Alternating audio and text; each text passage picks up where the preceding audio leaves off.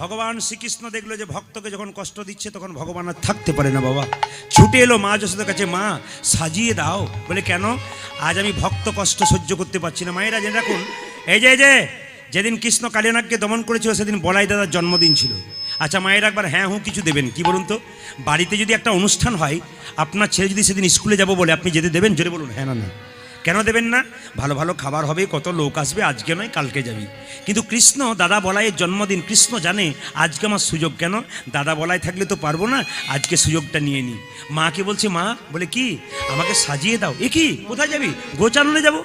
আমায় সাজাইয়ে দাও মা, সাজাইয়ে দাও মা গো আমায় সাজাইয়ে দাও মা, সাজাইয়ে দাও মা, সাজাইয়ে দাও মা, সাজাইয়ে দাও। ওই আমায় সাজাইয়ে দাও মা, সাজাইয়ে দাও মা। উঠে যাবার সময় হলো, সাজাইয়ে দাও মা, সাজাইয়ে দাও। আমার গোটে যাবার সময় হলো, সাজাইয়ে দাও মা, সাজাইয়ে দাও মা। আমার গোঠে যাবার সময় হলো, সাজাইয়ে দাও মা, সাজাইয়ে দাও। মা গো আমার গোঠে যাওয়ার সময় হলো, সাজাইয়ে দাও মা, সাজাইয়ে দাও মা।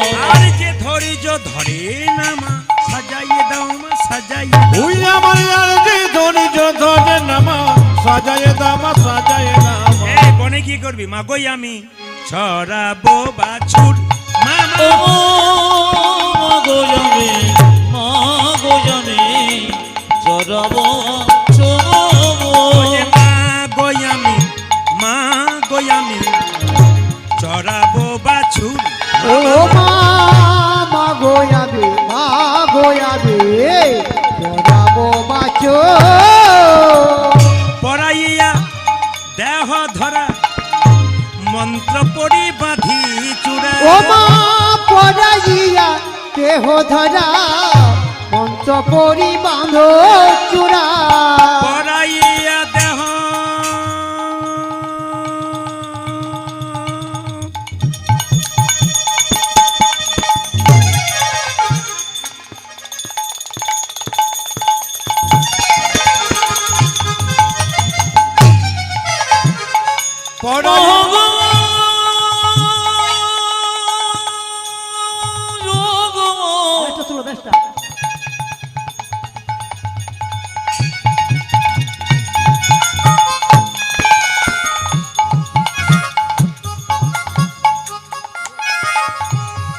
আমায় সাজায়ে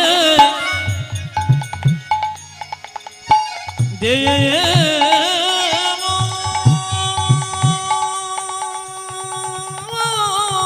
উলধ্বনি, উলধ্বনি।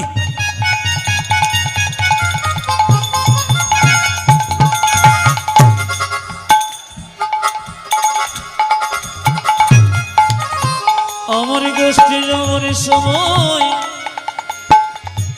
হলো,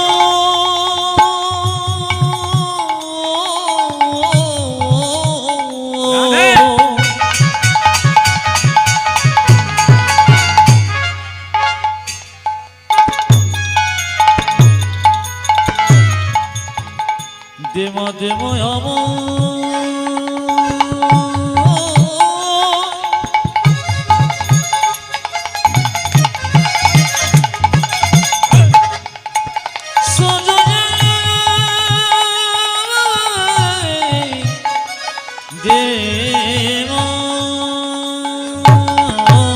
আর পড়াইয়া দেহ ধরা, মন্ত্র পরি বাঁধো চূড়া। চরণেতে চরণেতে পড়া হনুপুর। ওই মা চরণেতে চরণেতে পড়া হনু চরণেতে চরণেতে পড়া হনুপুর। আজ চরণেতে চরণেতে পড়াবনো সাজাইয়ে দাও মা, সাজাইয়ে দাও মা, আমায় সাজাইয়ে দাও মা, সাজাইয়ে দাও মা। সাজাইয়ে দাও মা, সাজাইয়ে দাও মা।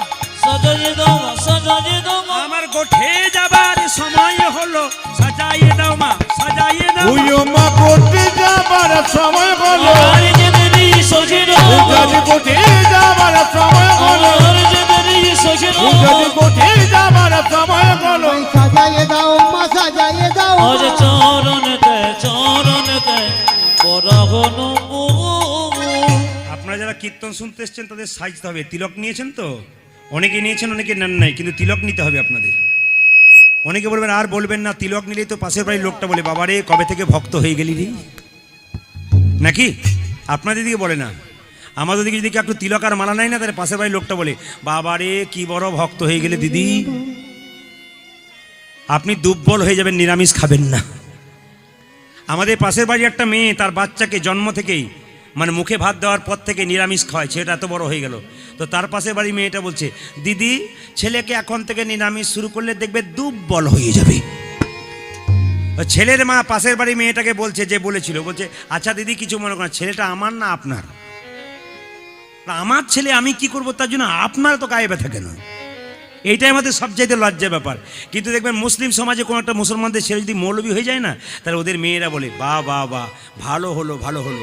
আর আমাদের কোনো ছেলে যে একটু কৃষ্ণ ভক্ত হয়ে যায়, ওর মাকে আরও 5টা মেয়ে বলে দেখবে তোমার ছেলে ঘর সংসার ছেড়ে সন্ন্যাসী হয়ে চলে যাবে, তখন দেখবে মজা। না না, এইটাই হচ্ছে আমাদের সবচাইতে লজ্জার ব্যাপার।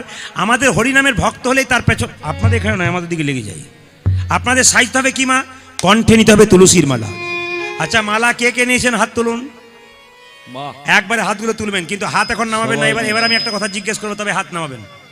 মালা যারা নিয়েছেন তারা হাত তুলেছেন, কিন্তু হাত যখন তুলেছেন তখন একটা কথা বলি, যারা মালা নিয়েছেন এবার যারা যারা মালা নিয়ে নিরামিষ খান তারা হাত তুলুন, যারা খান না তারা হাত নামান। দেখুন কতগুলো নেমে গেল, দেখুন কতগুলো নামলো, দেখুন সব অ্যান্টিনা উঠেছিল তারপর নেমে গেল।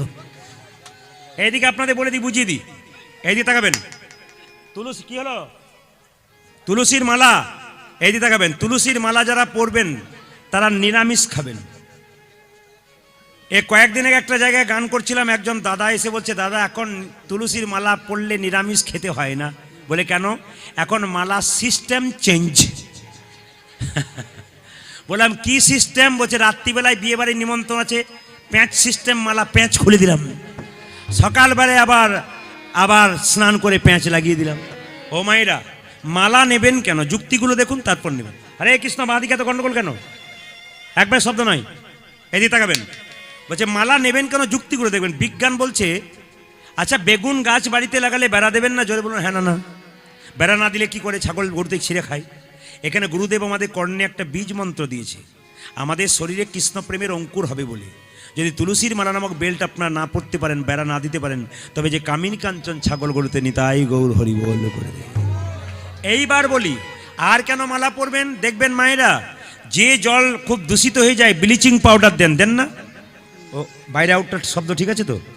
আমাদের কম আছে, ঠিক আছে তো? শুনতে পাচ্ছেন তো সব ঠিক? আচ্ছা মায়েরা, জল যদি দূষিত হয় ব্লিচিং পাউডার দেন না? কোনো ব্লিচিং পাউডার দেওয়ার দরকার নেই, পরীক্ষা করে দেখে নেবেন।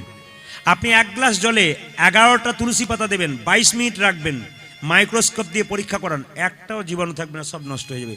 তুলসী পাতার পাওয়ার কত আছে বিজ্ঞান বলল। যারা বিজ্ঞান নিয়ে মাতামাতি করেন আমার দিকে তাকাবেন। আর কি? আর হচ্ছে কি, তুলসীর মালা কেন পরবেন?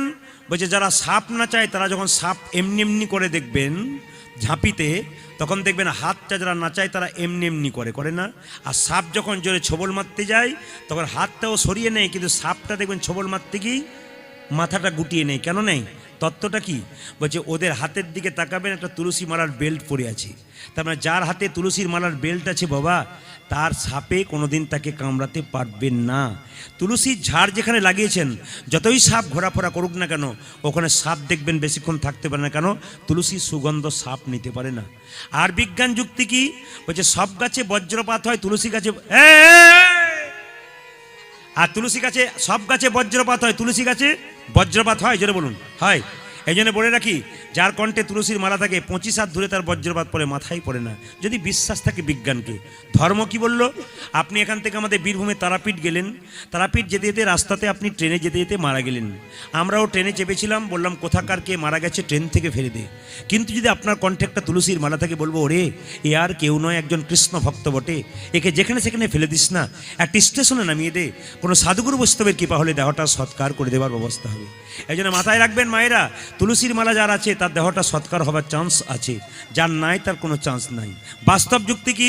আপনাদের বাড়িতে ভোজ হচ্ছে, প্রচুর কুকুর দেখবেন ঘোরাঘুরি করছে, সব কুকুরকে লাঠি দিয়ে তাড়িয়ে দেবেন, কিন্তু ওই কুকুরগুলোর মধ্যে একটা কুকুরের গলায় বেল্ট বাঁধা থাকলে তাকে মারতে গিয়ে থমকে দাঁড়াবেন কেন বলুন তো? বেল্ট বাঁধা কুকুর মানে করো পোষা কুকুর, একে মারলে এর মালিক উত্তম মধ্যম দিতে পারে। আর মালা নেবেন কেন? এই দিকে তাকান, এই মালাটা হচ্ছে মাস্টার। কিসে এই মালাটা মাস্টার, কিসের মাস্টার? রাস্তা দিয়ে পেরিয়ে যাচ্ছেন, কারো বাড়ি থেকে 4টা পেয়ারের ডাল ঝুলছে রাস্তাতে, 4টা পেয়ারা টুকটুক করে আপনার দিকে তাকাচ্ছে। আপনি কি করবেন? নিশ্চয় প্রণাম করে ঘর চলে যাবেন। যা খুশি হলাম আপনার না বললেন বলি। অন্য জায়গায় চুপ করে থাকে, বলে ফাঁকা পেলেই দেখবে কি করতাম। মায়েরা চুপটাক দেখবেন কোথাও কে আছে কিনা, কি টুক করে আপনি এই যেমন ইনি আছেন, ফাঁক পেলেই খাই আর কি। তো লক্ষ্য করুন মায়েরা, এই যদি তুলসীর মালা থাকে তাহলে কি কি করছিস? বলে কি মালা রয়েছে, আর তুই কি করছিস? পাছে লোককে কিছু বলে, তাই অন্যায় কাজ করতে পারবেন না। মালা হচ্ছে মাস্টার। কি ভগবান শ্রীকৃষ্ণ কালে অনাগকে দমন করবে বলে ঘর থেকে বেরোচ্ছে, আর মাকে বলছে মা আমাকে সাজিয়ে দাও।